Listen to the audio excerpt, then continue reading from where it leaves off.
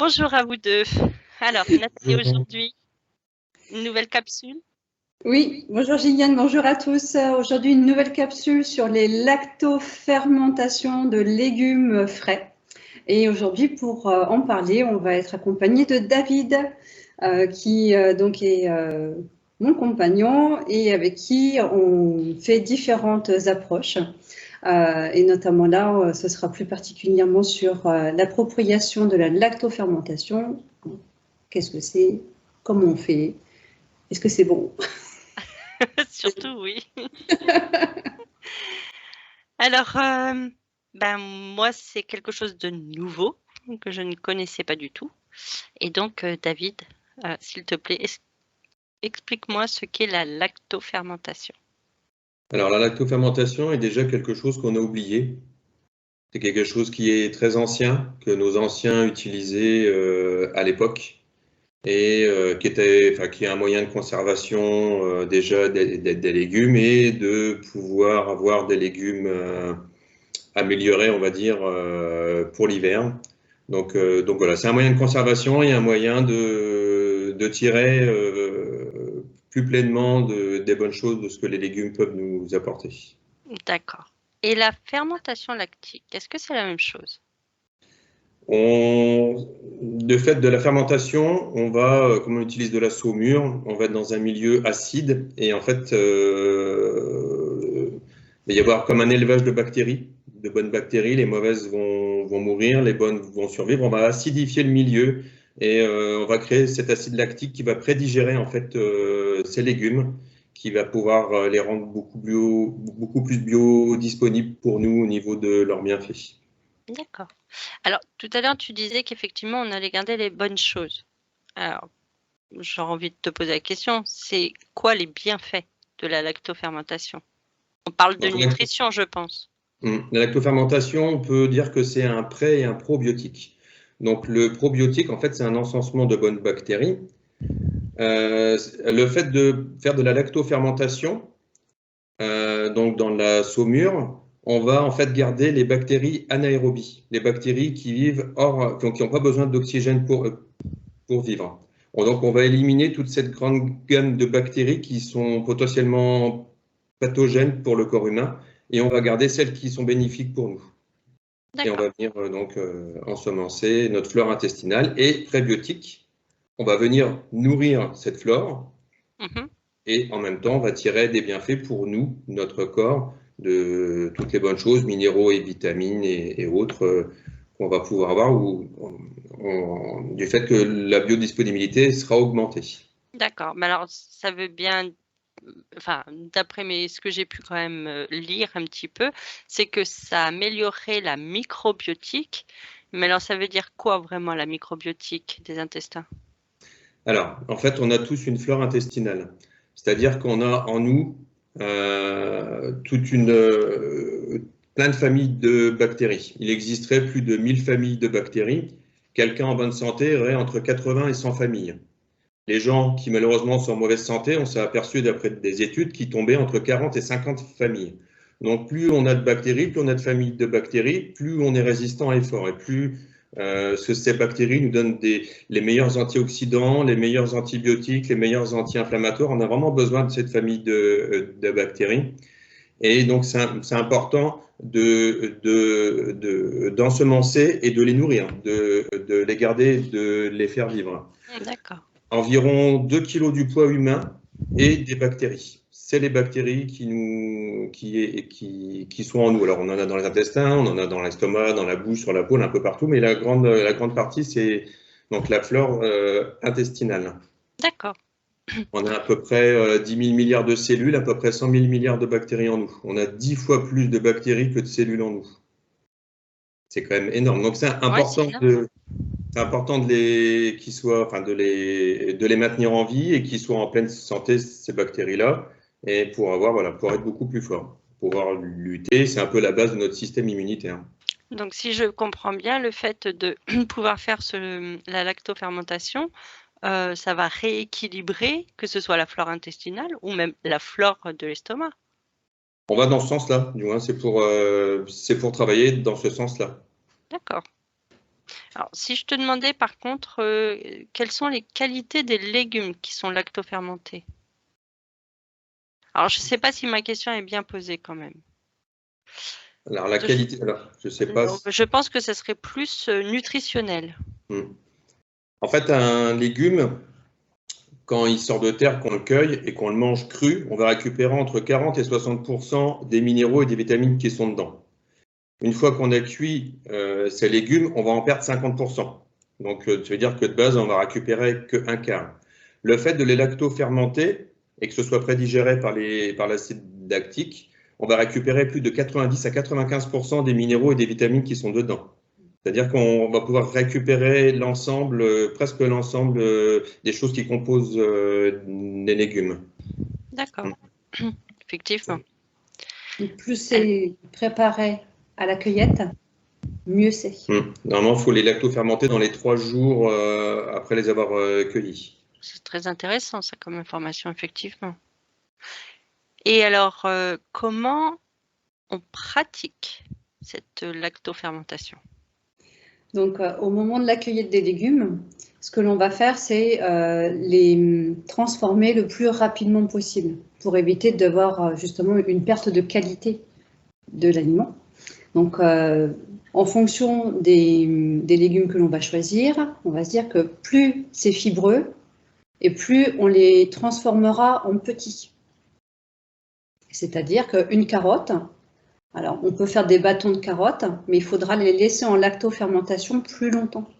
D'accord. Puisque la saumure, elle va travailler à commencer à disséquer ce que justement notre intestin a du mal à manger et à digérer. Donc les carottes, on les fera râper. Les courgettes qui sont pleines d'eau et très moelleuses, là, plus ce sera gros et mieux ce sera, parce que sinon on se retrouve avec de la gadoue. Oui, de courgettes dans le bocal. Là, on a préparé, là, ici, hop, du chou-fleur. D'accord. Et au gingembre. Donc le gingembre, c'est donc une racine qui est très fibreuse, donc on ne l'a pas fait trop grosse. Et le chou-fleur, tu vois, on l'a laissé avec quelques petites fleurettes. D'accord. Ouais. Et puis l'avantage, c'est que on met exactement ce qu'on veut à l'intérieur. Et là, David, il s'est dit, moi, je vais le tenter avec des feuilles de laurier, des baies de genévrier, qui eux aussi vont transformer leurs propriétés et venir s'expanser là-dedans. Et encore plus. Mais ceux-là, c'est mes chouchous. D'accord. Et là, tu vois, par exemple, on a de l'ail, de l'ail frais. On a trouvé un producteur du côté de notre région et le gars, il nous a vendu de l'ail très frais. Alors l'ail, tu sais, c'est très soufré. C'est déjà des belles têtes d'ail. Hein. Je ne sais pas si tu as vu, mais c'est des gros. L'ail rose. C'est de l'ail rose. Il faut le laisser plus longtemps, celui-ci, parce que sinon, on a fait une mauvaise expérience avec. Enfin, moi, particulièrement.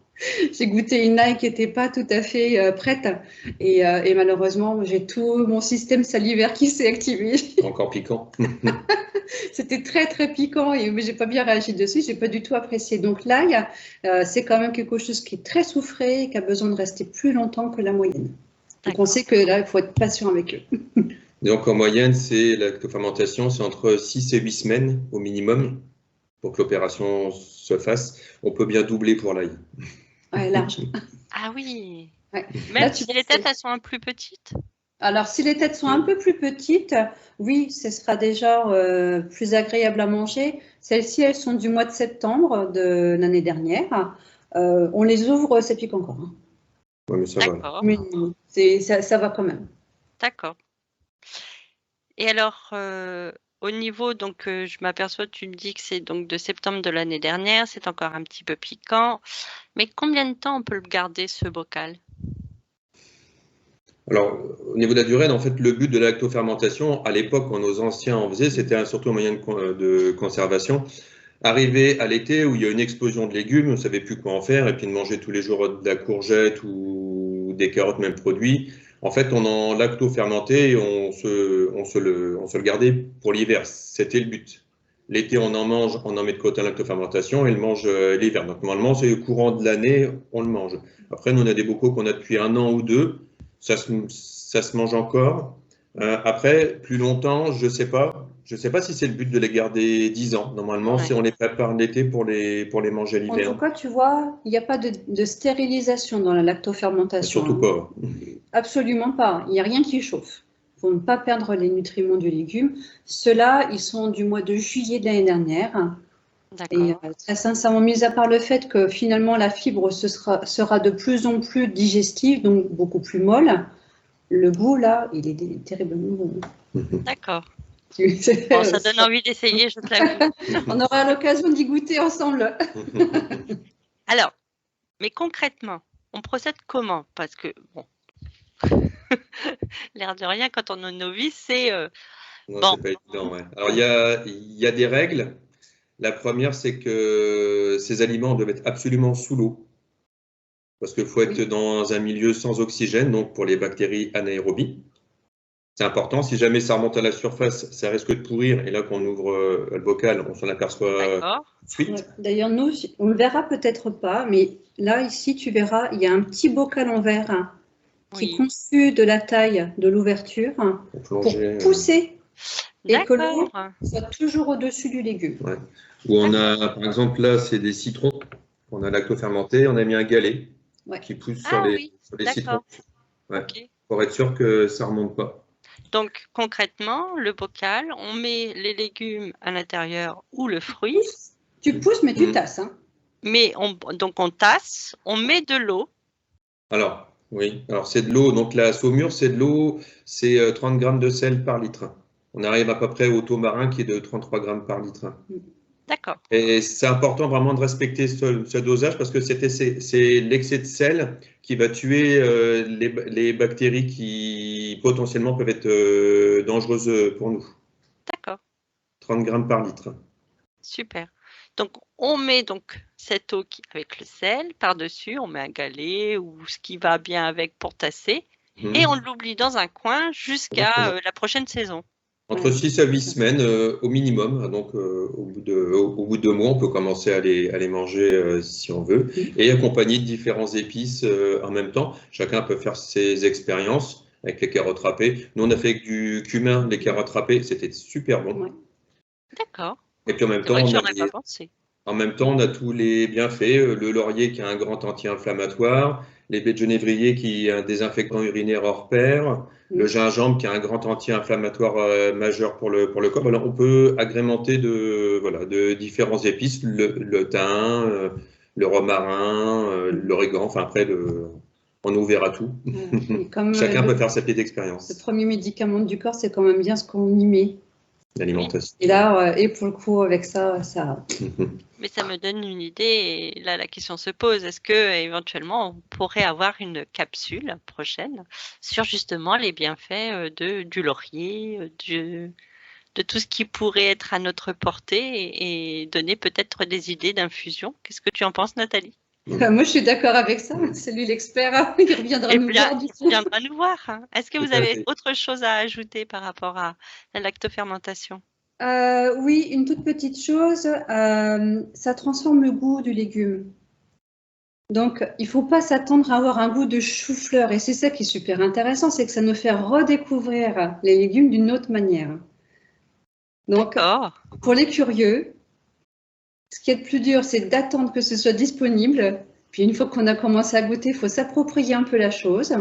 C'est nouveau, donc les papilles, elles doivent aussi reconnaître à un moment donné qu'on est sur quelque chose qui ne va pas être agressif, etc. Puis il y a aussi la tête qui... voilà, ça change le goût de l'aliment, ça change la manière dont on a d'aborder la nourriture aussi, parce que faut savoir aussi, c'est que quand on mange en lactofermentation, ça reste donc certainement fibreux et beaucoup plus solide, transformé malgré tout.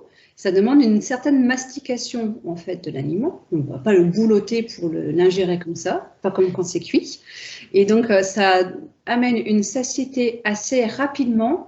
Et en fait, on s'est rendu compte que au niveau des repas, alors nous on a déjà réduit la quantité des repas parce qu'on a amoindri la taille des assiettes.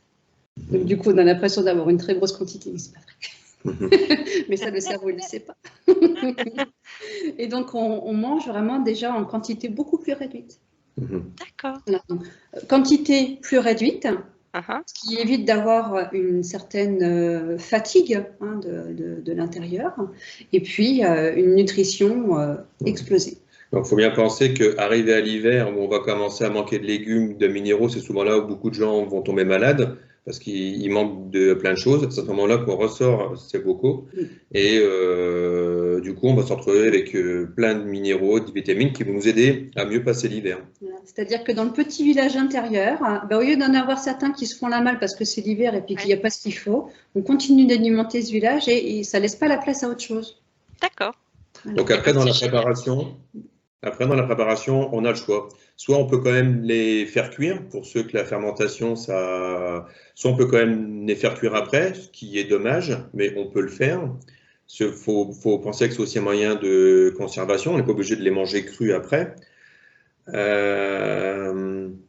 que je voulais dire, soit on peut les préparer en salade, pour masquer un petit peu le goût avec d'autres choses. Donc du coup, on amène ces légumes lactofermentés qui vont nous apporter un plus. Ou alors on peut directement ouvrir et les manger comme ça. Mais là, il faut déjà un petit peu avoir l'habitude et que, comme disait Nathalie, que le palais soit préparé à ça. C'est ça. Petit goût de fermentation et au départ. Et tu vois, nous le soir, on aime bien, c'est prendre plusieurs bocaux de différentes natures de légumes, faire des petits plats sur la table, puis chacun vient picorer. Et on essaye de ne pas renouveler en fait le rituel de la grosse gamine à mémère au milieu de la table, voilà. Et puis chacun prend avec ce qu'il a envie. En apéritif, si on reçoit du monde, on met de l'ail lacto-fermenté et on peut faire une belle surprise aux gens qui ne connaissent pas du tout. C'est ça. Ah oui, ça je veux bien le croire. Mais de toute façon, ça j'ai bien dit, l'ail, je teste. C'est facile à faire en plus. Ça demande un tout petit peu de préparation, mais une fois qu'on a passé, si tu veux, l'aspect atelier, laboratoire dans la maison, tout ça c'est mis en sommeil pendant les 45 jours nécessaires et c'est un plaisir de les retrouver. Alors, il y aura quand même un petit contrôle à faire au moment de la fermentation parce que ça va travailler, ça va buller. L'eau à l'intérieur va remonter au début. Il faut juste s'assurer qu'il y ait toujours suffisamment d'eau dans le bocal, parce qu'elle va, même s'il y a le petit caoutchouc là. Donc ça veut dire que si jamais on s'aperçoit qu'il en manque, on peut le réouvrir et rajouter, ça n'a pas d'incidence. Du moment que tu fais ta proportion sel-eau, tu te prépares à côté. Et puis, tu peux faire le tour de tes bocaux, un peu comme quand tu arroses tes plantes. Hein, tu rouvres ton bocal, tu remets un petit peu d'eau avec ta proportion de sel. Et puis voilà. De toute façon, si on manque et que ça prend l'air, ça va pourrir. Donc, oui. Donc, ça reste à surveiller. Et tu sais, nous, on a fait le tour dans les dépôts d'Emmaüs pour récupérer les plateaux de four qui sont assez épais, en profondeur, et on met les bocaux à l'intérieur parce que comme ça va buller, ça va déborder. Alors ça dépend. Qui dit débordement dit dégâts des eaux. Normalement, quand on prépare un bocal, il faut toujours laisser au moins 2 cm au-dessus parce que quand ça va fermenter, sur les 6 premières semaines, le volume il va monter. Et après, quand la fermentation est finie, le volume va redescendre. Et c'est quand ça va monter que ça risque de déborder. Donc, il ne faut pas remplir à ras-bord, il faut laisser un petit peu en dessous. D'accord. Super. Alors, j'ai vu certaines vidéos sur la lactofermentation. Des fois, on voit les gens qui font chauffer l'eau en y mettant le sel. C'est juste pour que le sel fonde plus vite dans l'eau. Donc, je préconise, c'est de faire sa préparation avec le sel déjà dans l'eau. Donc, surtout pas du sel raffiné, hein, du sel de mer, du sel de Guérande ou voilà, du gros sel marin, c'est très important, sinon ça ne va pas aller. Souvent, je le prépare et je laisse bien longtemps avant que le sel ait le temps de se dissoudre. Je ne fais pas forcément chauffer l'eau. Eh ben, c'est super. Voilà. Est-ce que vous avez autre chose à rajouter? On en aurait plein de choses à rajouter. Il y aura peut-être des détails ou des questions qu'on n'a peut-être pas posées. On teste. Et puis, si sous la vidéo de la capsule, il y a des questions. Ah oui, on répondra volontiers. Avec grand plaisir. Je vous remercie tous les deux. Merci à toi, Gilliane. Merci. Au revoir. Au revoir.